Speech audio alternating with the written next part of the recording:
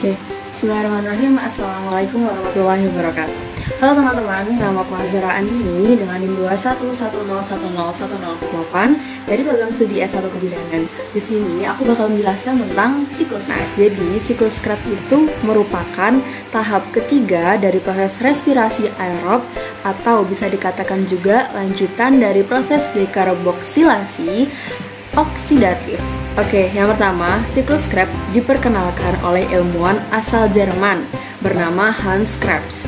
Dan sebagai bentuk penghargaan, maka dinamakan siklus Krebs. Siklus Krebs juga sering dikenal sebagai siklus asam sitrat.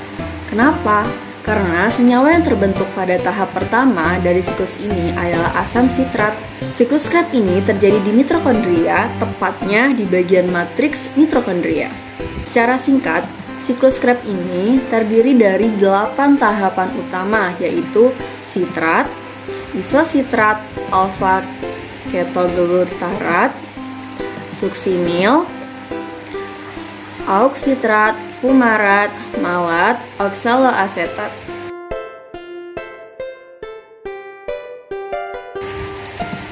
Yuk, mari kita langsung bahas saja satu-satu bagaimana tahapannya. Oke, tahap yang pertama yaitu asetil koenzim A atau asetil-CoA yang merupakan hasil dari proses dekarboksilasi oksidatif dan memiliki 2 atom karbon akan mengalami kondensasi bersama oksaloasetat yang memiliki 4 atom karbon sehingga akan membentuk ikatan senyawa berkarbon 6 yang disebut dengan sitrat. Pada saat pembentukan sitrat, koenzim A akan lepaskan. Pada tahapan ini, enzim yang berperan adalah sitrat sintase. Selanjutnya, akan diubah menjadi isositrat yang masih memiliki karbon 6 karena reaksi yang terjadi pada tahap ini hanya isomerase. Pada tahap ini terjadi proses pelepasan H2O yang disebut dengan dehidrasi dan penerimaan H2O yang disebut dengan hidrasi. Pada tahapan kedua dibantu oleh enzim akarinase yang kemudian isositrat dengan 6 atom yang karbon akan diubah menjadi alfa ketoglutarat yang memiliki 5 atom karbon. Pada tahap ini terjadi pelepasan elektron di mana elektron yang dilepaskan ini akan diterima oleh NADP sehingga membentuk enat. Pada tahap ini pula lah terjadi proses pengurangan 1 atom karbon di mana nantinya 1 atom karbon ini akan membentuk CO2. Nah, enzim yang berperan pada tahap ini adalah isositrat dehidrogenase. Oke, tahap selanjutnya adalah alfa ketoglutarat yang akan diubah menjadi siklus enzim A yang memiliki 4 atom karbon. Nah, pada tahap ini juga terjadi pengurangan 1 atom karbon dan pelepasan elektron sehingga akan membentuk CO2 dan enat. Pada selain itu terjadi juga penambahan koenzim A yang masuk pada reaksi ini sehingga akan terbentuknya ikatan suksinil koenzim A. Nah, enzim yang berperan dalam tahapan ini adalah enzim alfa ketoglutarat dehidrogenase.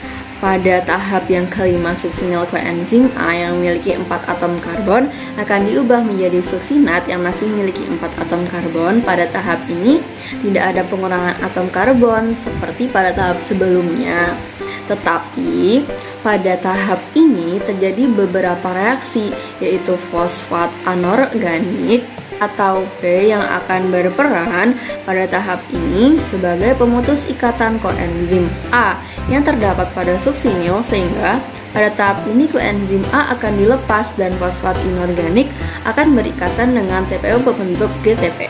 Namun pada beberapa sel fosfat yang telah membentuk BTP akan ditransfer lagi ke ADB sehingga membentuk ATP.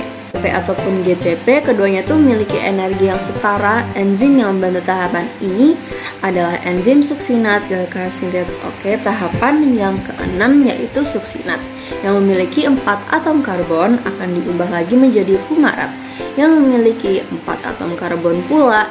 Oke teman-teman, pada tahap ini terjadilah pelepasan elektron sehingga elektron akan ditangkap oleh FAD yang membentuk FADH2 yang dimana perubahan suksinat ini menjadi fumarat pada tahap ke-6 ini dibantu oleh enzim suksinat dehydrogenase. Selanjutnya ke tahap yang ke-7.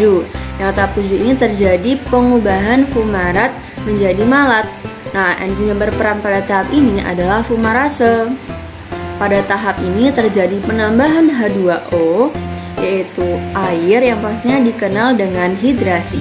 Jadi, dapat kita simpulkan bahwa dalam satu kali siklus atau satu senyawa asetil koenzim A akan menghasilkan Nah, karena pada dekarboksilasi oksidatif menghasilkan 2 asetil koenzim A, berarti terjadi 2 kali siklus sehingga hasil akhirnya siklus Krebs adalah 6 NADH, 2 FADH2 dan 2 ATP.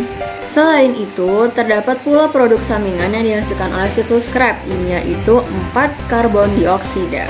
Mungkin cukup sekian, semoga sedikit yang saya sampaikan bisa bermanfaat untuk teman-teman semua. Nun wal qalam mimma yasturun. Assalamualaikum warahmatullahi wabarakatuh.